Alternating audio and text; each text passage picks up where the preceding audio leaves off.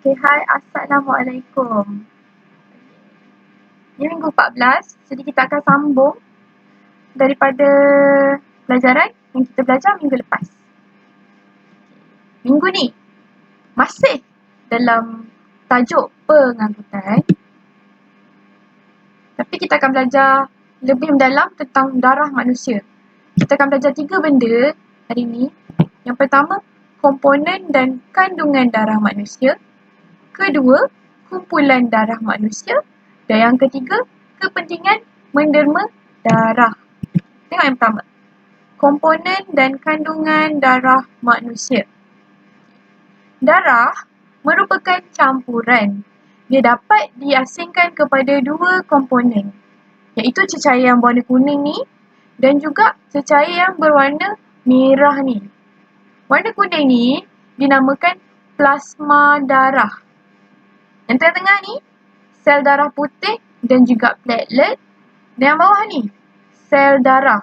Pada awalnya darah kita, bila orang ambil darah kita kan tak terasing kan, dia just gelap.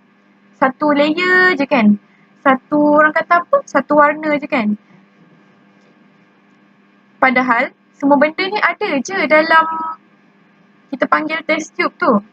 Dia diasingkan, terasing 2 macam ni menggunakan kaedah emparan. Dalam bahasa Inggeris, kita panggil mesin ni adalah mesin centrifuge.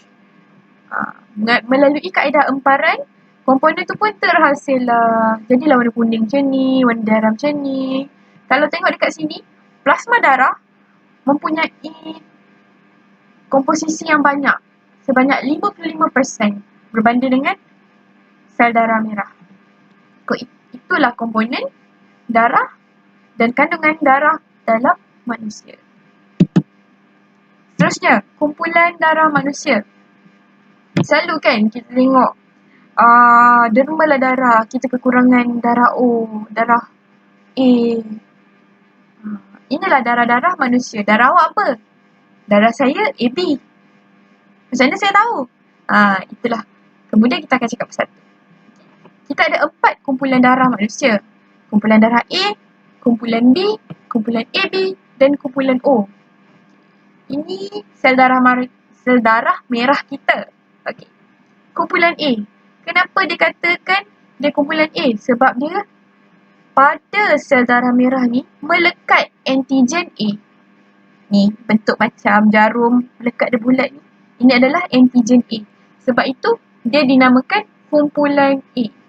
Dalam kumpulan A, dia ada antibody. Antibody, iaitu antibody B. Bila dia kata antibody B ni, anti-B maknanya dia anti-B lah. Tak suka B lah. Macam itulah cara nak ingat dengan senang. Kumpulan B pula, sebab apa? Dia kata B, tengoklah. Sebab dia melekat antigen B. Yang kotak-kotak-kotak ni. Dia ada juga antibody.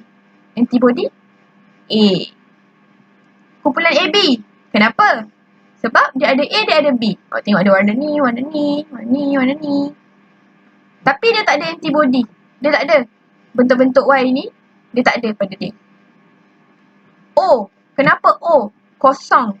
Maknanya dia tak ada antigen yang melekat pada sel darah merah dia. Dia tak ada antigen tu langsung. Tapi dia ada antibody. Dia ada antibody A, dia ada antibody A silap, dia ada antibody B.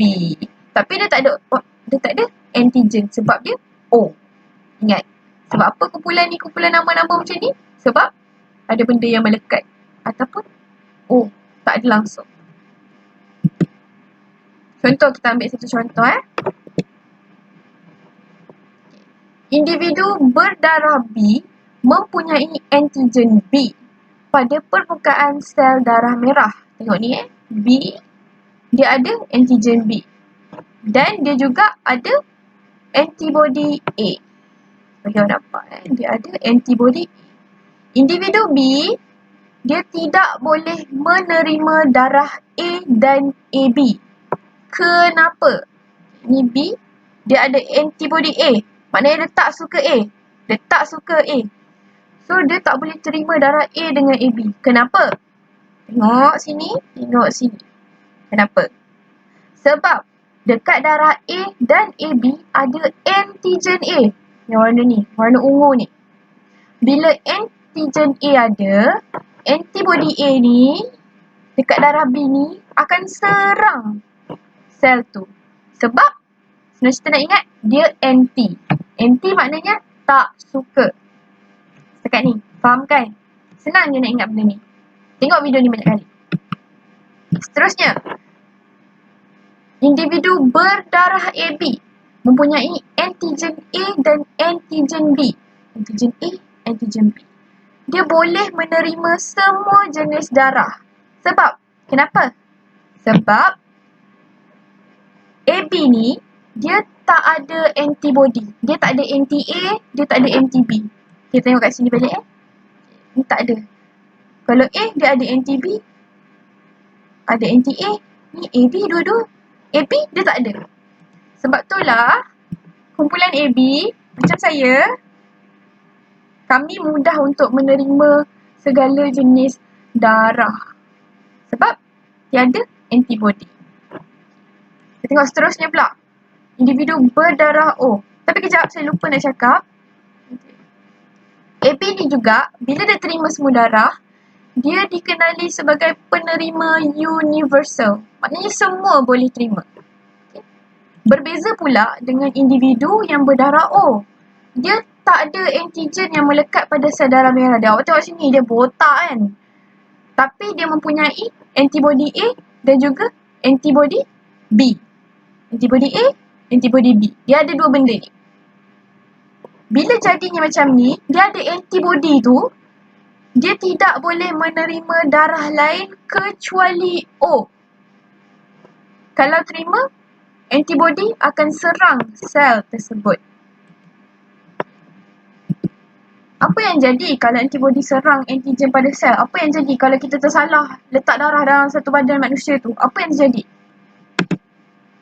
Penggumpalan darah akan berlaku. Awak tengok, ini pengaliran darah kita. Lancar macam ni kan. Bila kita salah terima darah, darah tu akan gumpal macam ni tau. Bila gumpal, berkemungkinan juga darah tu tak dapat, contoh, tak dapat masuk ke otak awak. Apa yang akan jadi? Awak akan berakhir dengan kematian. Sebab itulah pentingnya kita pindahkan darah dengan betul. Benda ni bukan benda main-main. Betul. Betul-betul. Sebab dia melibatkan nyawa. Sebab kalau salah sikit je memang akan berlaku penggumpalan darah. Tak berfungsi. Memang akan kiok. Ini padanan kumpulan darah penerima dan penderma. Penderma dan penerima. Inilah awak boleh tengok penerima darah. Orang A boleh terima A. Dia tak boleh terima B. Daripada sini ini adalah huraian dia. Nanti ni bolehlah tengok sendiri. Okey, macam mana saya tahu kumpulan darah saya adalah kumpulan darah AB? Sebab saya tak pernah menderma darah, tapi saya pernah melalui proses tu. Okay, sebelum kita derma darah, dia akan tanya kita dah makan ke belum. Dia akan cek tekanan darah kita. Lepas tu kalau kita nak tahu pun, kalau kita tak tahu kita darah apa, dia akan ambil sampel darah kita, dia akan uji dekat situ. Sekiranya berlaku penggumpalan, itu maknanya darah saya bukanlah darah tu. Kalau awak nak cuba nanti bolehlah, bila derma darah nanti awak cuba tengok macam mana proses dia. Okay. Kita masuk kepentingan menderma darah. Saya bukan tak nak derma darah tapi disebabkan pada waktu tu tekanan darah saya rendah. Dan setiap kali saya derma darah, tekanan darah saya rendah. Saya pun tak tahu kenapa. Okay, kita balik kepada topik kepentingan menderma darah. Yang pertama, derma darah ni dia akan dapat membantu pesakit yang memerlukan. Bukan setakat membantu pesakit tetapi dia dapat menjaga kesihatan si penderma. Macam mana dia jaga kesihatan penderma? Sebagai contoh bila awak derma darah, sebelum darah awak diambil, awak akan tahu tekanan darah awak sihat ke tak sihat. Awak akan tahu berat awak berapa. Pemeriksaan darah pula, pemeriksaan badan akan berlaku dekat situ. Pemeriksaan kesihatan, maafkan saya, pemeriksaan kesihatan. Secara tidak langsung, awak tahu situasi badan awak, keadaan badan awak macam mana. Okay. Seterusnya, mengurangkan risiko terhadap penyakit kanser. Yang ketiga, mengurangkan kalori dalam badan. Berdasarkan pembacaan saya, yang saya dapat tahu, menderma darah ni dapat mengurangkan 650 kalori. Saya rasa 650 kalori tu banyak. Sama banyak dia seperti berlari. 650 kalori. Itulah yang dikatakan mengurangkan kalori dalam badan. Okay. Yang keempat, derma darah dapat menggantikan sel-sel darah yang baru lalu mengekalkan kecergasan dan menjadi penderma lebih produktif dalam melakukan kerja. Jadi bila awak dah derma darah, sel-sel darah merah awak tu akan keluar daripada badan awak kan? Itu confirm. Nanti sel-sel dalam badan awak akan proses darah-darah baru, akan proses sel baru. Itulah yang dikatakan, macam itulah yang boleh dikatakan macam mana kecergasan awak dikekalkan dan juga penggantian sel-sel baru terjadi.